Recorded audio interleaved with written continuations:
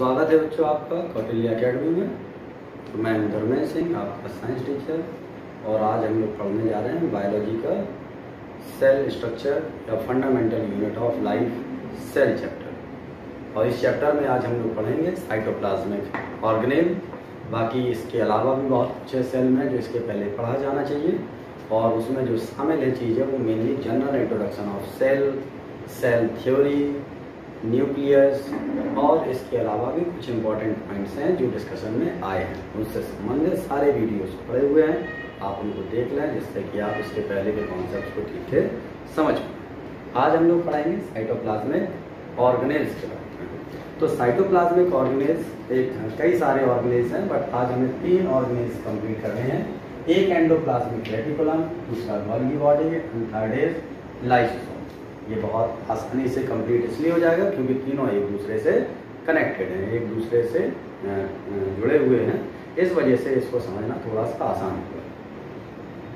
हम थोड़ा सा एक बात क्लियर कर लेते हैं कि जनरली जब हम सेल को पढ़ा, चाहे हम प्लांट सेल को पढ़े हों या फिर एनिमल सेल पढ़े हों, तो cell is divided in 2 compartment. एक अंदर का कंपार्टमेंट होता है और एक सेल इसके बाहर का कंपार्टमेंट होता है। तो this particular part is called nucleus. Cell के अंदर का ये जो हिस्सा होता है इसको हम क्या कहते हैं?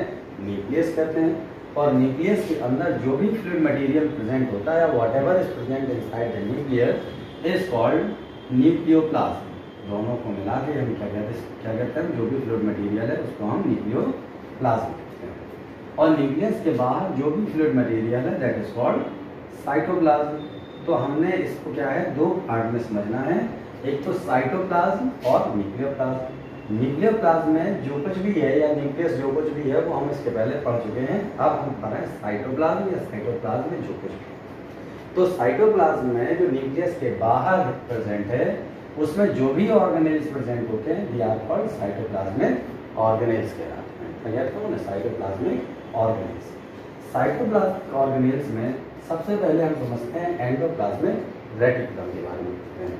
आपको पता है कि न्यूक्लियोप्लाज्म और ये साइटोप्लाज्म दोनों को इन ऑल हम लोग क्या कहते हैं? We call it protoplasm. Protoplasm, protoplasm is what? The combination of nucleoplasm and cytoplasm. Now come to the point, endoplasmic reticulum. जैसे अगर हम ये स्ट्रक्चर न्यूक्लियस का है, न्यूक्लियस में 2 मेम्ब्रेन्स होती हैं, एक बाहर की तरफ मेम्ब्रेन होती है और एक इनसाइड मेम्ब्रेन होती है। तो outer membrane is called the outer nuclear membrane, outer nuclear membrane, और जो अंदर होती है उसको हम inner nuclear membrane.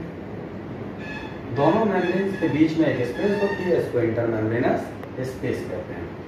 Outer membrane of the nucleus evaginate outside and forms finger like projections resulting into the formation of endoplasmic reticulum. और क्या बन जाते हैं? वो एंडोप्लाज्मिक रेटिकुलम बन जाते हैं। तो इस तरह से जो ये प्रोजेक्शंस आप देख रहे हैं, जो आउटर न्यूक्लियर मेम्ब्रेन के प्रोजेक्शंस होते हैं, इसे एंडोप्लाज्मिक रेटिकुलम कहते हैं।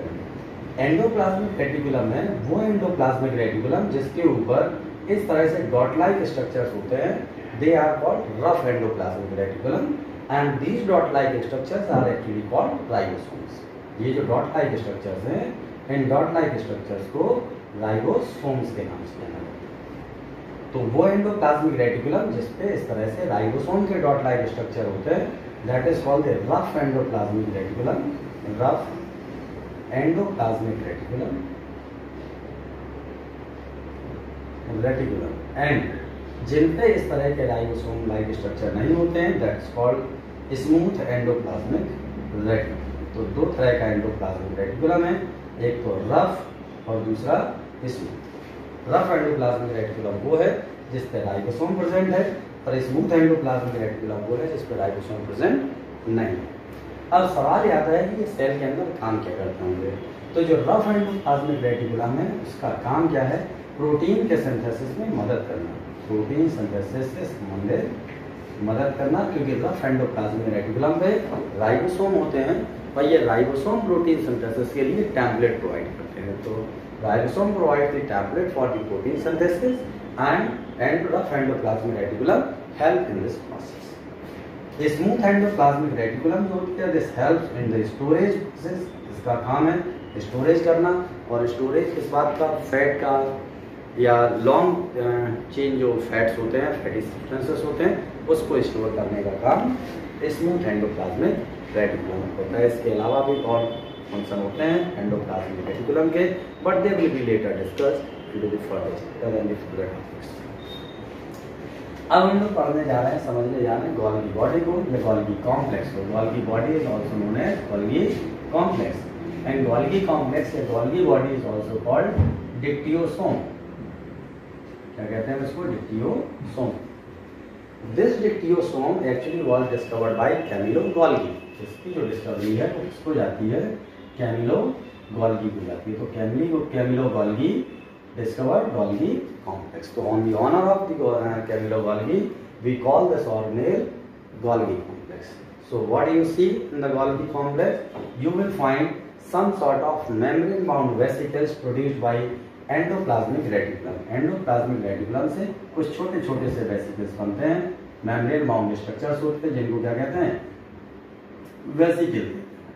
इसके बाद these vesicles combine together and form a tunnel or tube-like structure that is called tubule, or that is tubule, and these larger tubules are called cisterna, or plural of cisterna is called cisternae. So in the structure of the Golgi body you will observe vesicles, tubules and cisternae. This phase where the vesicles are combining together is called the cis phase, and the upper phase is called the trans phase.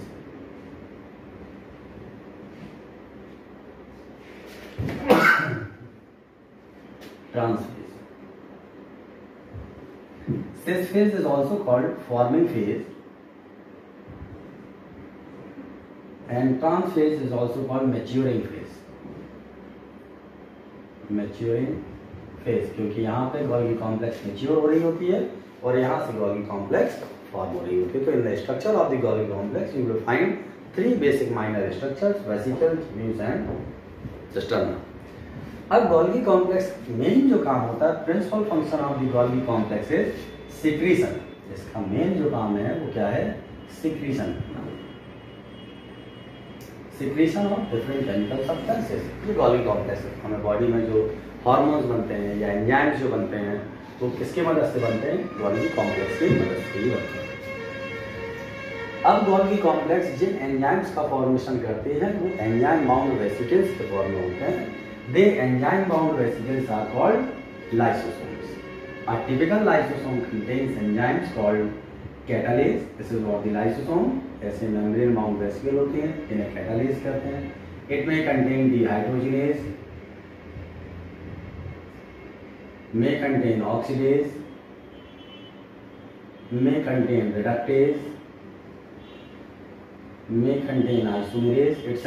इसी तरह के और भी सारे dehydrogenase etc. ये सारे enzyme इसके अंदर प्रेजेंट हो सकते हैं लाइसोसोम के अंदर। तो लाइसोसोम कहाँ से बनते हैं? गोल्गी कॉम्प्लेक्स के मैच्योरिंग फेज से वेसिकल इस तरह से आइसोलेट होके अलग होती चली जाती हैं। These membrane bound vesicles are called lysosome. This lysosome is called primary lysosome. इसको हम क्या कहते हैं? 1 degree lysosome कह सकते हैं। These lysosomes wander in the cytoplasm. Cytoplasm में ये घूमते रहते हैं। अगर सेल कहीं से न्यूट्रिशन लेती है from outside, it takes in the membrane bound structure too.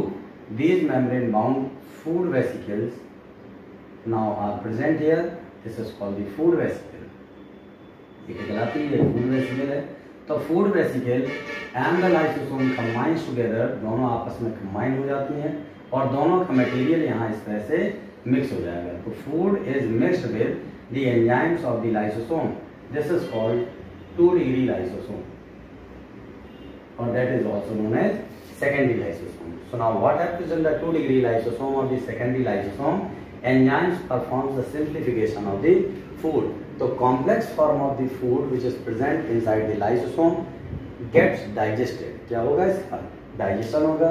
Food जब इस तरह से अंदर आता है, this inward movement of the food substance is called endocytosis. So by the process of endocytosis, food is engulfed inside the cell.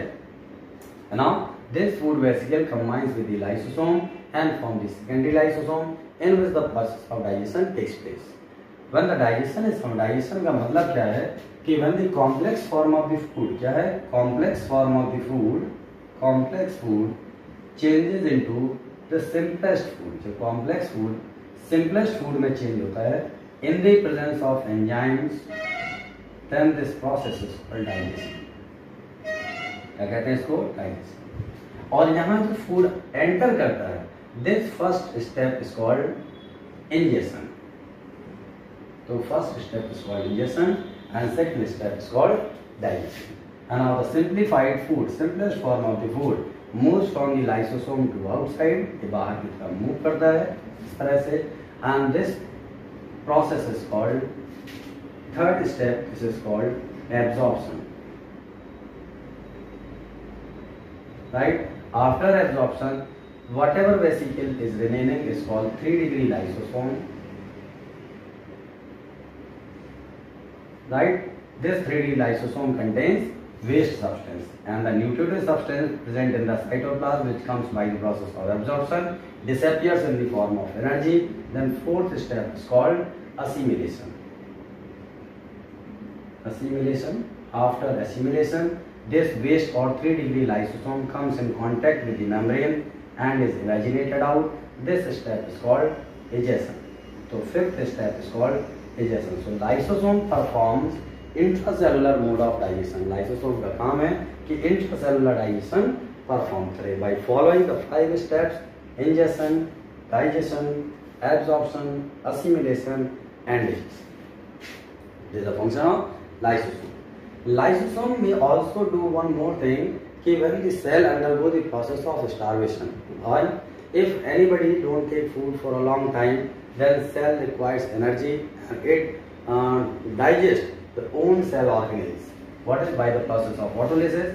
Like here is a mitochondria in the cell, then and this lysosome may engulf this mitochondria and kills the mitochondria to obtain the energy. This phenomenon is called autolysis. And the lysosome may kill the cell itself too. That's why lysosome is called suicidal bag. इसीलिए lysosome को क्या कहते हैं? suicidal bag के नाम से भी जानते हैं. So now this way we studied 3 important cell organelles, which are the cytoplasmic cell organelles because they are present in cytoplasm. These cell organelles are endoplasmic reticulum, Golgi body, and the lysosome. There are many more cell organelles which we will discuss in the further videos.